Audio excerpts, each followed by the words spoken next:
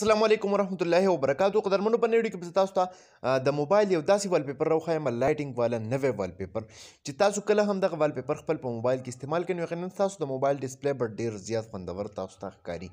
مطلب تاسو خپل په موبایل کې داسې سیستم کولی شئ لایټینګ والا کم بارډر چې دي تاسو د موبایل کم سایډز چې دي د سکرین په دې باندې مختلف ډیزاین لایټینګ تاسو لګولی شئ. نو قدرمنو دغه سیټ اپ ته تر اخره هم په نوي ویډیو کې ویډیو راسره تر اخره وګورئ. ویډیو سکپ کوئ مه. خو دې نه مخکې ویډیوکیشن راز دی که تر اوسه پورې تاسو زموږ ټیکنیکل پښتو یوټیوب چینل نه سبسکرایب کړئ دا سبسکرایب کوئ خوا کې د غنټۍ نشان هم کلیک کړئ چې زموږ نوي ویډیوز تاسو ته په وخت باندې در رسي. دې لپاره به تاسو ته اپلیکیشن پکار وي. هم د دغه اپلیکیشن لینک موږ تاسو ته په ډسکرپشن او کمنټس کې راکړی دی. هلته نه به سمپل تاسو دغه اپلیکیشن خپل موبایل ته انسټال کړئ. کله چې انسټال کړئ نو تاسو ته به داسې شان یو انټرفیس راشي. اوس دلته کې که تاسو وګورئ دا به تاسو نه یو پرمیشن غواړي. انیبل والپیپر یو آپشن راغلی دی. دا به تاسو اول د دې ځای نه څه کوئ کول آف کوئ. دا سیټ از والپیپر باندې به تاسو کلیک واخلئ نو دا به تاسو سیټ کوئ. اوس ورپسې وګورئ ډسپلی ور ایپس په دې باندې هم دې تاسو پرمیشن ورکړئ. ټیک ده دلته کې دا وګورئ دې ځای نه دا پرمیشن غواړي دا الاف کو تاسو. اوس که دلته کې تاسو وګورئ دې کې تاسو 2 کلرز 3 کلرز دغه مختلف کم کلر چې دی خپلې د خوښې کلر د دې ځای نه سلیکټ کړئ هغه پې ولګوئ. دغه شان د بیک ګراوند تاسو اوس لګول غواړئ مطلب والپیپر نو کم والپیپر تاسو خوښ وي نو هغه تاسو لګولی شئ. د دې نه علاوه تاسو خپل له موبایل ګیلري نه هم چې دی خپلې د خوښې والپیپر سلیکټ کولی شئ او هغه لګولی شئ.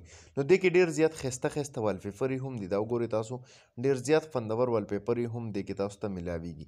خو مین خبره چې د هغه دغه لایټینګ دا اوس دلته کې تاسو کم لایټینګ غواړئ نو سمپل دغه لایټ 4 کلر یا 3 کلر هر یو چې دی د څونه کلرز والا تاسو غواړئ نو دغه لایټینګ سیسټم تاسو له دې ځای نه دې کې لګولی شئ. دغه شانتې مختلف والپیپرز دي ډېر ښایسته ښایسته والپیپر دي. زما خو ډېر زیاتې خوښې دي. امید لرم ستاسو به هم ډېر زیات خوښ شي. دا وګورئ تاسو مختلف کیټګریز دي د والپیپرو.